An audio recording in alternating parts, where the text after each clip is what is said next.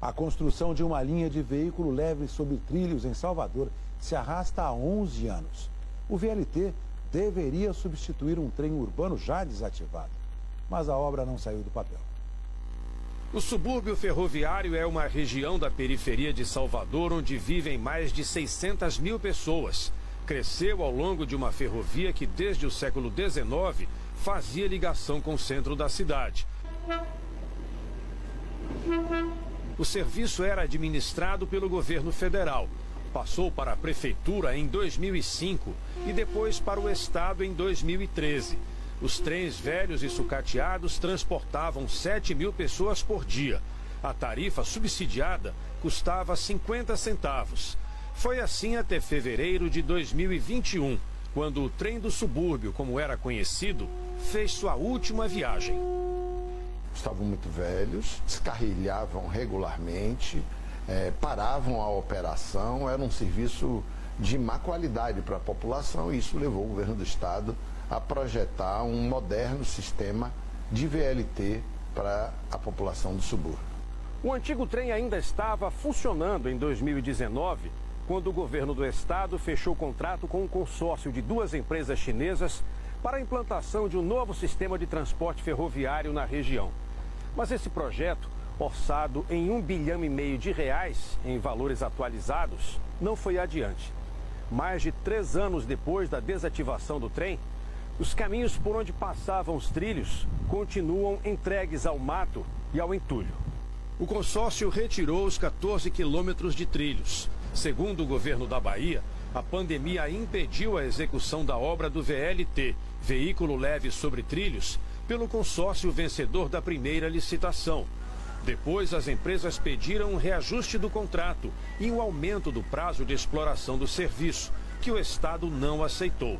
Em novembro, o governo e as empresas chinesas rescindiram o contrato amigavelmente e o Estado abriu nova licitação para a execução das obras. Agora o VLT está orçado em quase 3 bilhões e 700 milhões de reais que irão sair dos cofres estaduais. Esse valor não inclui os trens. O argumento é que o novo sistema terá 36 quilômetros de extensão, quase o dobro do projeto anterior. Quando a estrutura estiver pronta, uma outra licitação será aberta para definir a empresa concessionária que irá operar o VLT. Eu garanto que no segundo semestre de 2024 tem início de obra. Só é possível fazer previsão de conclusão de obra quando se assina um contrato e o contrato prevê prazo de obra. Mas eu quero insistir, a população de Salvador, da região metropolitana, terá a seu dispor um sistema de transporte muito moderno, muito confortável, a preços módicos, no mais rápido tempo possível em relação à legislação. Mas uma liminar do Tribunal de Justiça da Bahia suspendeu a licitação por tempo indeterminado. O TJ afirma que não houve justificativa prévia para limitar em 3 o número de empresas participantes. A Companhia de Transporte da Bahia diz que o edital foi lançado em dezembro com ampla divulgação e que, como não foi informada oficialmente da liminar, abriu os envelopes com as propostas técnicas das empresas. Quando o trem foi desativado, o governo do estado disponibilizou 5 ônibus gratuitos para atender aos moradores do subúrbio, mas são insuficientes. Quem dependia do trem do subúrbio paga R$ 5,20 pela passagem de ônibus. O povo que está sofrendo com isso, tendo que desembolsar mais de R$10 para poder ir no centro e voltar. Então é complicado para o nosso orçamento, fica difícil. A vida ficou mais difícil para marisqueiras e pescadores que vendem essas mercadorias em outros bairros e também para os comerciantes de pescados da região.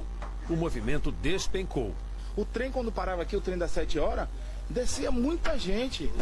Os ônibus que circulavam aqui, descia muita gente. Então, assim, não tem quem compre. O Ministério Público do Estado, que na época entrou com uma ação para impedir a desativação do trem, tem feito audiências públicas e defende que o VLT tenha uma tarifa acessível aos moradores do subúrbio. A gente tem que também refletir sobre isso. E depois do VLT pronto, pensar na acessibilidade universal e numa tarifa subsidiada, a chamada tarifa social. A Sky Rail Bahia afirmou que cumpriu a recomendação do governo do estado para rescindir de forma amigável o contrato para a construção do VLT. A empresa declarou também que a pandemia prejudicou as obras e todo o planejamento e que, apesar do esforço do consórcio e do governo da Bahia, não seria possível continuar o projeto sem a renegociação dos valores do contrato.